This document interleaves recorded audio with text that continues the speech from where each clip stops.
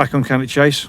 That there behind me, going down there, is an old military shooting butts where they used to have a rifle range back in the day, and used to be full of old shells and things. It's now an ancient monument, and it's somewhere on Cannock Chase that I quite like. You can see there's a bit of a lake, and it's in the summer this is a cracking place to stop for a bit of a picnic and stuff. Anyway, what I want to speak to you today about, well, I witnessed a couple of days ago a couple of people arguing, and it's really interesting to watch people argue.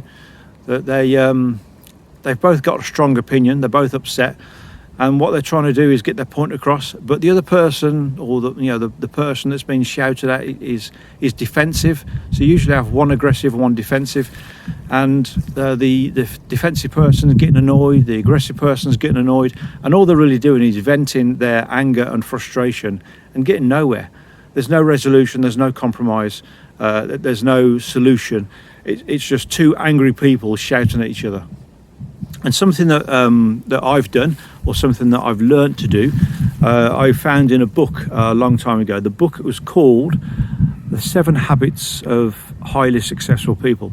And the first rule in there, or the first habit in there, is seek first to understand and then be understood. And what that means is, in a situation where, let's say, someone's shouting at you and they're upset about something, what you need to do is first understand them, find out why are they upset. So the way to do that is, firstly, don't get defensive yourself, and just listen. So let them vent off and try and understand why they're upset and why they're shouting at you. And that's the seek first to understand.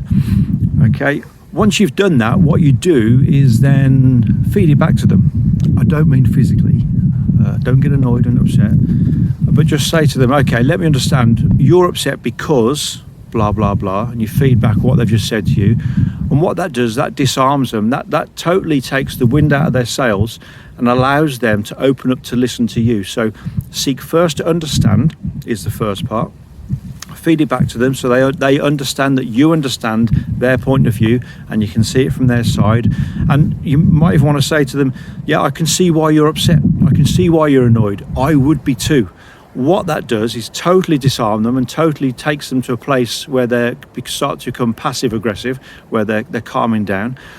And then what you need to do then is say, right, I understand why you're upset, but from my side, are you willing to listen to why I might be upset or why I might be annoyed?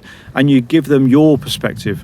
And then when both sides are being heard, you usually get to a place where you can start to compromise, and you can start to get to a point where there's some kind of solution happening. Yes, they're probably still annoyed at you. Yes, they're probably still upset with a situation. You might be too, but at least you're both talking, and you can get to a point where you can find a resolution that you can part and have something progressive, rather than parting on feeling just vented. When you watch people arguing, they'll part ways and they're just being vented. There's no solution, there's no resolution.